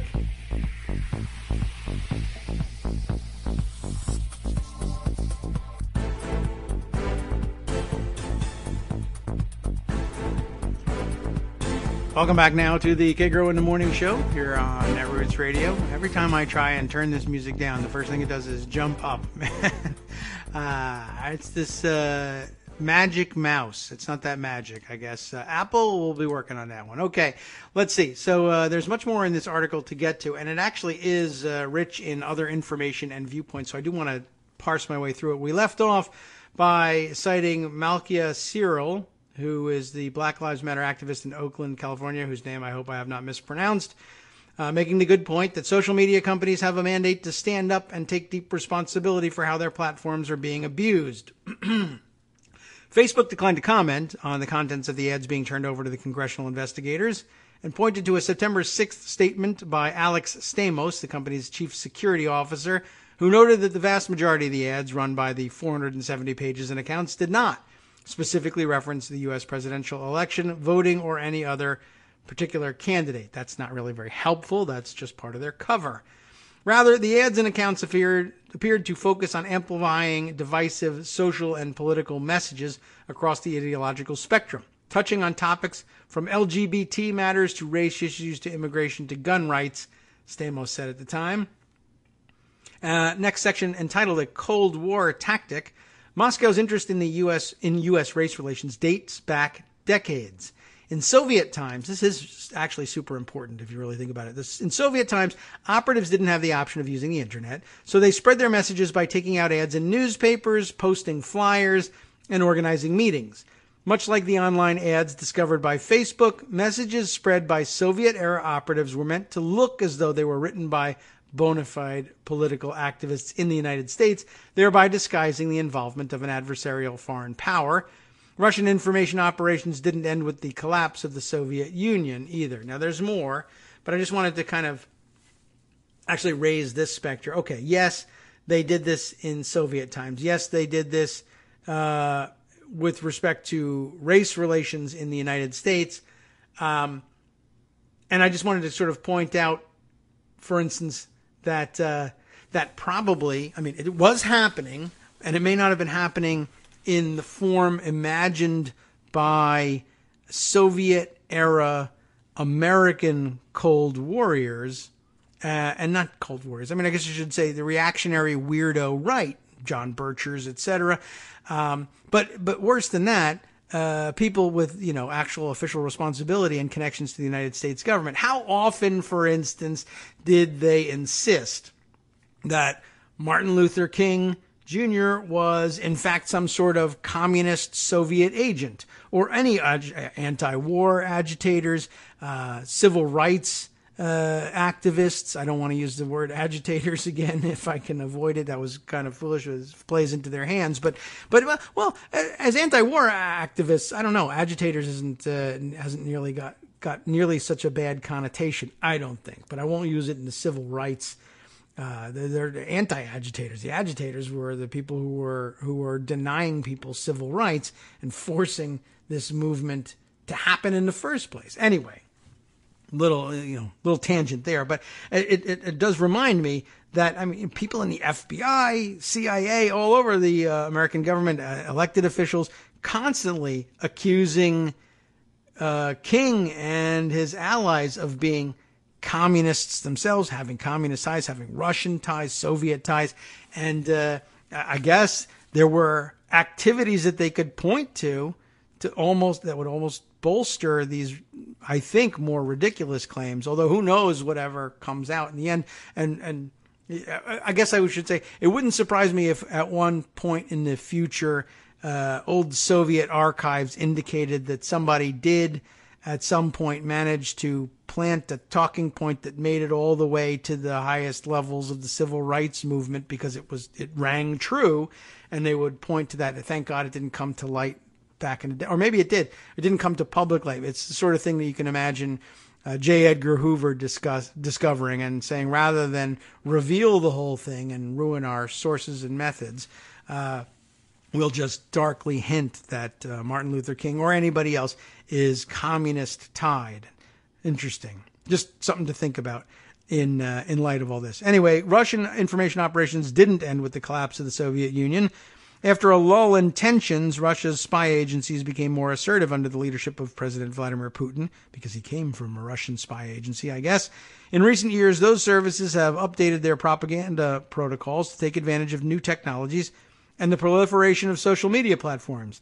It is a goal of the Kremlin to encourage discord, it is a goal. I'll answer the question. It's put as a question here from Michael McFowle. Is it a goal of the Kremlin to encourage discord in American society? The answer to that is yes.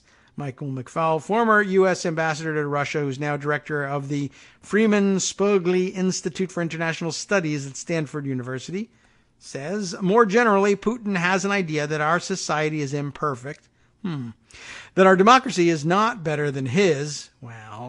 So to see us in conflict on big social issues is in the Kremlin's interests.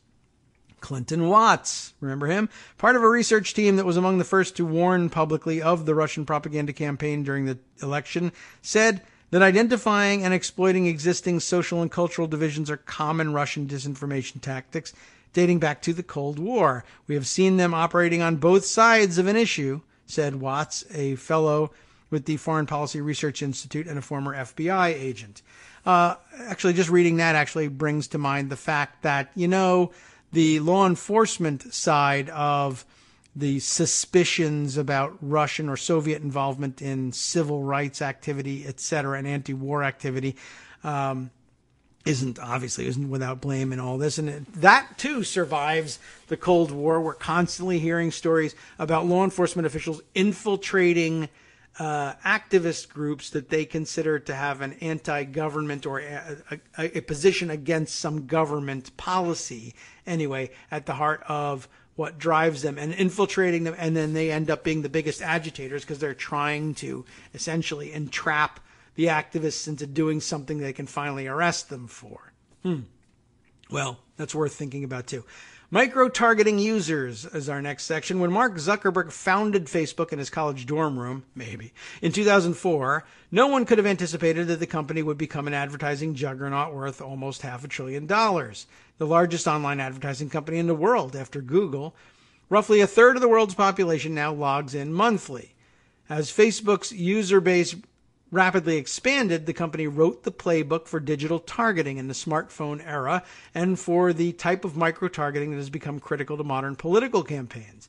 The social network invested heavily in building highly sophisticated automated advertising tools that could target specific groups of people who had expressed their preferences and interests on Facebook, from newlyweds who studied at Dartmouth College to hockey enthusiasts living in a particular zip code in Michigan. That's true. And I guess we should point out again here, it is automated. It was automated for the purposes of, not having to hire enormous volume of staff to do it, so that all the money wouldn't be dissipating, wouldn't be slipping through Mark Zuckerberg's fingers and going to people who actually do the work. But also, the automation enabled them to do things much, much faster. And so you could do things like the Cambridge Analytica guys exploited, trying thousands of iterations of an ad and getting real-time results, and then narrowing it down into using the most effective one based on real-time results. That had to be automated in order to have it happen quickly and to be able to use that tool.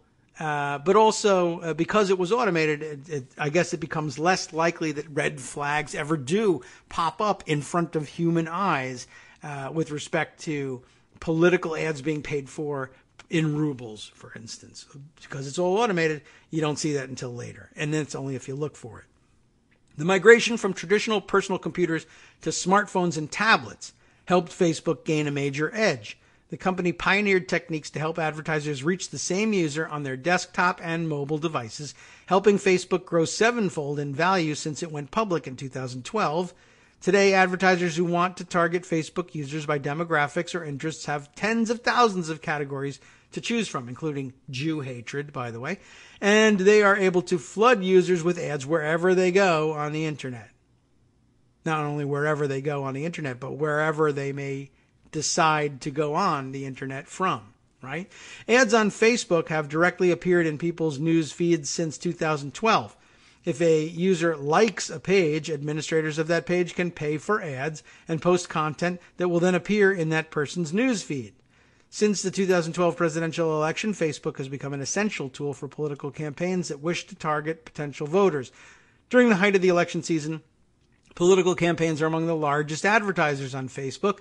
Facebook has built a large sales staff of account executives, some of whom have backgrounds in politics, who are trained to assist campaigns in spreading their messages, increasing engagement, and getting immediate feedback on how they are performing. That's like what we heard about the other day when we heard that Facebook and Twitter both had put people on site in the Cambridge Analytica operations room in the Trump campaign down in San Antonio, Texas. The Trump campaign used these tools to great effect, while Clinton's campaign preferred to rely on its own social media experts, according to people familiar with the campaigns.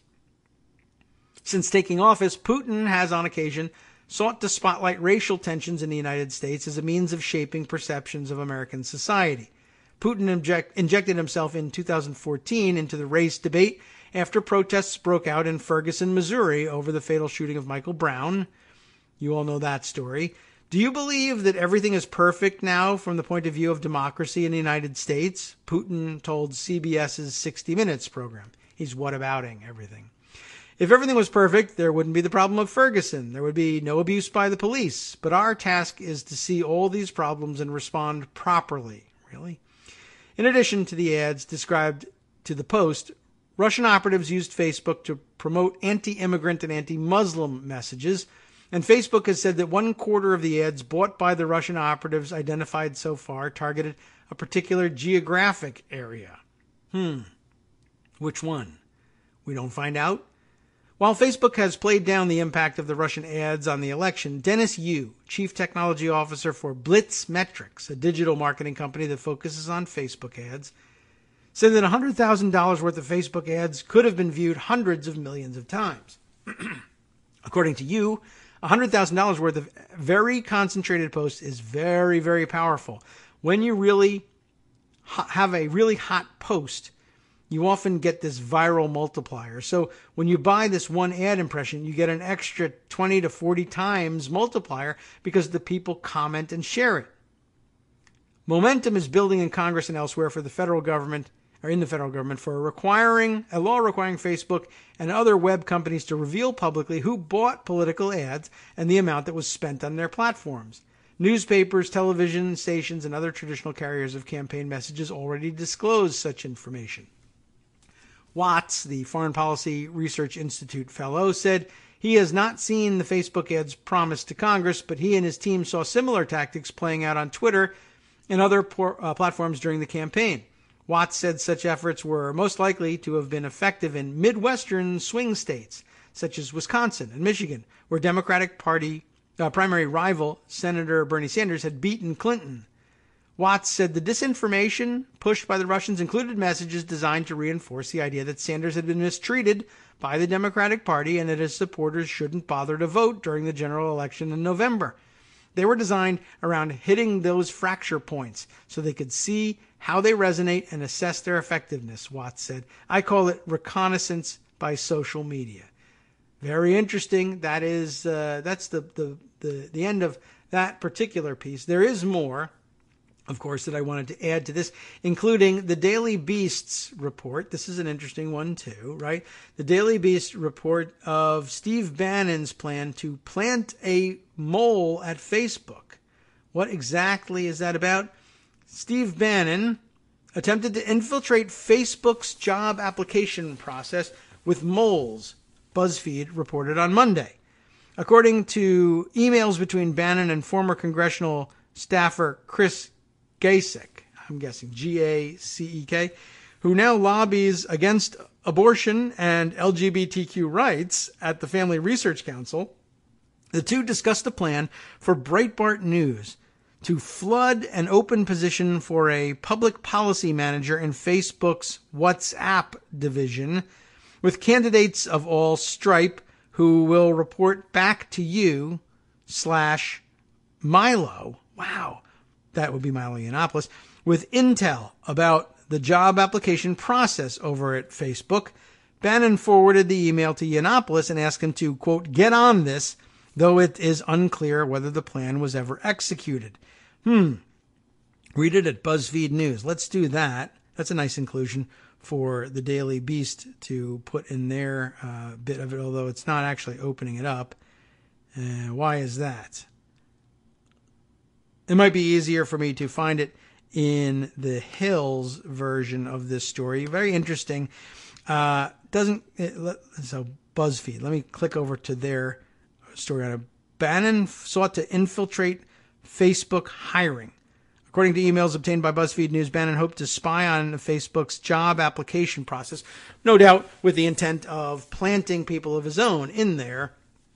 What if your social media conscience division, and should we be allowing this or that type of advertising to happen, person is just a Breitbart staffer planted there instead. Steve Bannon plotted to plant the mole inside Facebook, according to emails sent days before the Breitbart boss took over Donald Trump's campaign, obtained by BuzzFeed News. The email exchange with a conservative Washington operative reveals the importance that the giant tech platform, now reeling from its role in the 2016 election, held for one of the campaign's central figures, and it also shows the lengths to which the brawling new American right is willing to go to keep tabs on and gain leverage over Silicon Valley giants it used to help elect Trump, but whose executives it also sees as part of the globalist enemy. How interesting is that? Well, I'd like to read more about that one, probably offline, because that will cut into time. Very interesting, and we want to follow that, and it is pretty amazing. I don't know whether they were able to pull it off, but amazing to know about. Let's see. Wow. I need to talk about J.J. McNabb's stuff, and I need to talk about the latest from Zeynep Tufekci, or Tufekci. I'm not certain how she pronounces his name. It's Turkish. I'm going to brush up on the Turkish. But you all know about her. She's prominent on Twitter and always has some pretty good insight on things. She's got something on this. A New York Times op-ed she tweeted out the other day. Facebook's scandals, which she includes in bunny ears scare quotes, aren't bugs. They're features of how its business model works and how it operates. I'll give you the key excerpt in case we don't get it all in here from the New York Times. Here's the hard truth. She writes, this isn't even the highlighted part. The middle paragraph is highlighted. Here's the hard truth. All these problems are structural. Facebook is approaching $500 billion in market capitalization because the business model, ad targeting through deep surveillance, an emaciated workforce of actual people, automation, and the use of algorithms to find and highlight content that entice people to stay on the site or click on ads or share pay-for-play messages works. Here's the highlighted bit. The trouble is Facebook's business model is structurally identical, whether advertisers are selling shoes, politics, or fake diet pills, and whether they're going after new moms, dog lovers, or neo-Nazis. The algorithms don't know the difference, and Facebook's customers are not its users. Rather, as this latest incident should remind us, we are Facebook's product. Our attention and eyeballs are sold to the highest bidders, whatever they may be peddling. We might as well take a look at the whole piece here. J.J. McNabb, we might not make it to, but it's a great illustration of how this stuff could be used. I think this needs to be here as the base first, before we move on to specific instances to show you just how poorly this thing can be used, or how well it could be abused, if you want to put it that way. Facebook's ad scandal isn't a fail, it's a feature, she says, and here's the full product. What does it take to advertise on Facebook to people who openly call themselves Jew haters and want to know, quote, how to burn Jews? Yes, that's real. That's an actual category you can advertise to on Facebook, which really, honestly, that should be a red flag. Is there really literally no one around to read that and say, we don't want to use that?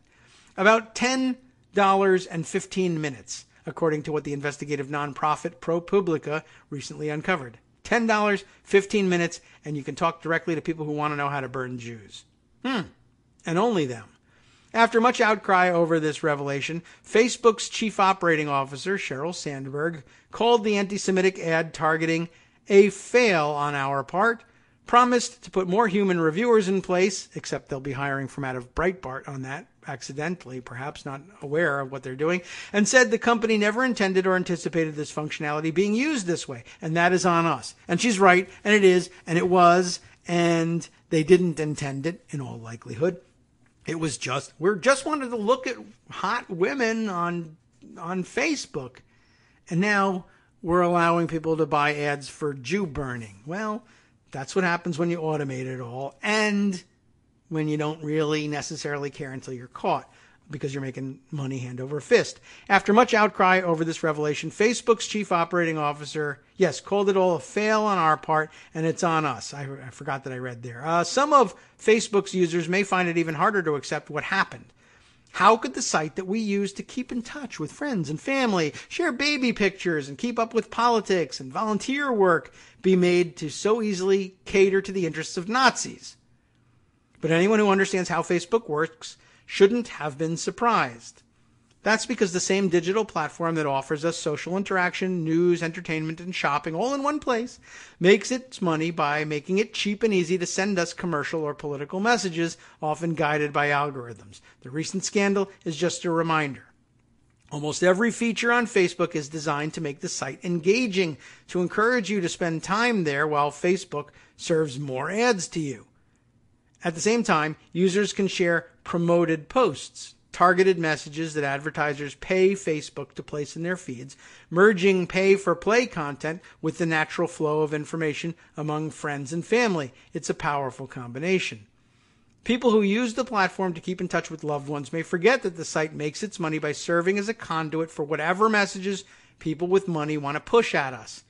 You'll rarely hear the company's chief executive, Mark Zuckerberg, mention that when he offers lofty statements about how his company makes the world more open and connected and brings us closer together. While it does help us communicate and stay in touch, it also does much more. Facebook has become the go-to site for anyone hoping to reach a big audience, whether to sell shoes or to sell politics, and it's become profitable by doing so. That is because most of its systems are either largely or entirely automated. This lets the site scale up. It is up to $2 billion in 2 billion monthly users now, and keeps costs down. Facebook also saves money through community policing, relying heavily on its users to do the legwork of flagging inappropriate content. Policies are enforced unevenly. For example, many people who use Facebook pseudonyms, which violate the site's real name only policy, that is to say, they do that. I misread it, but many people use pseudonyms, violating the site's real names only policy. But whether such users see their accounts suspended often depends on whether they're reported by other users. I don't know how else it would happen, but you'd have to have a massive police force in order to do it otherwise. This means those using pseudonyms to protect their identities while posting about human rights violations in repressive regimes are flagged by members of those regimes who may face consequences for breaking the rule while others go unnoticed. Okay, an unanticipated but very real-world result. Human employees are expensive and algorithms are cheap. Facebook directly employs only about 20,658 people, roughly one employee per 100,000 users. With so little human oversight and so much automation, public relations crises like the one that surrounded the ads for hate groups are inevitable. So, why do billions of us still use Facebook? Because everyone else is already there. Economists call this a network effect. There are products that are hard to compete with once they capture a substantial audience. Facebook also uses its enormous cash pile to gobble up competitors or to copy their features, and has already hoarded giant amounts of data that provide it with ad targeting advantages that would-be competitors cannot easily replicate. It's a combination that leaves it without effective competition. This, combined with the deep surveillance-based profiling, enormous scale, automation, lack of sufficient human oversight, and a tendency to react to public relations crises instead of making proactive changes, helps to explain why, during the 2016 presidential race, the site was swamped with misinformation and outright fraudulent fake news, with actors ranging from foreign troublemakers to make-a-buck hucksters to ideologically motivated political groups. And by the way, I will point out somewhat in their defense, whenever the site makes proactive changes to help deal with anything that they see coming up that might be problematic, the whole usership screams, I hate the new Facebook thing. Why did you make us do that? Why couldn't you just leave well enough alone? So you can understand their hesitation. But as we read earlier, here's the hard truth. All the problems are structural. Facebook is approaching $500 billion in market capitalization because this business model of algorithms and automation works. Again, the trouble is Facebook's business model is structurally identical no matter what you're selling. This is really the conclusion of things that we read earlier. Facebook's business model is structurally identical whether advertisers are selling shoes, politics, or fake diet pills, and whether they're going after new moms, dog lovers, or neo-Nazis. The algorithms don't know the difference, and Facebook's customers are not its users. The product, of course, our attention and eyeballs, sold to the highest bidder. We did read this earlier, and don't mean to give it short shrift now, just as powerful, but we are running out of time, and I wanted to make sure we got all of this in there. It's very much worth thinking about. And again, also somewhat defensible, I'm sure, if, like I said, if you're growing the platform from, let's just look at the co-eds, to international ad market, it probably wouldn't occur to any of these people, especially if they are 20-somethings without any other real-world experience, that, yeah, of course, the advertising ought to work the same whether you're selling shoes, politics, or fake diet pills. They probably couldn't see that. They probably didn't imagine it would be used for selling fake stuff. Probably didn't even think very much about it being used for politics, and certainly, well, not certainly, but very, very probably didn't think about it being used cynically by one source to advertise both sides of an issue to only the most radical contingents involved on both sides of a single issue, just to create problems. That just wasn't in their thinking, I'm sure, especially back in the days when it was just like, look, I just want people to be able to look at co-eds. Or even after that, I just want people to be able to share baby pictures. I just want people to be able to organize and have a block party or a neighborhood picnic more effectively. And what's the difference? Who would, it didn't occur to anybody that you would be advertising both come to the block party, we're going to be barbecuing and enjoying music and drinks and friendship, but also at the same time buy ads that say, don't go, the ribs are poisoned.